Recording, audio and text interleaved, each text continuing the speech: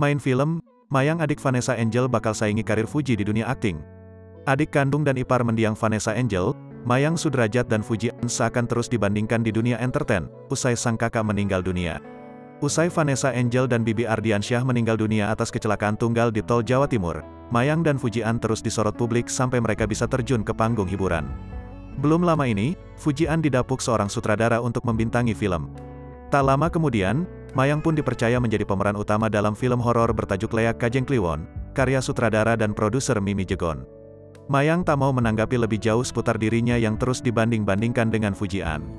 "Aku no comment," kata Mayang di sela-sela jumpa pers di kawasan Kebayoran Baru, Jakarta Selatan, Minggu, tanggal 10 April tahun 2022, malam. Mayang memastikan dalam berkarir, ia tidak pernah merasa melakukan kompetisi dengan siapapun.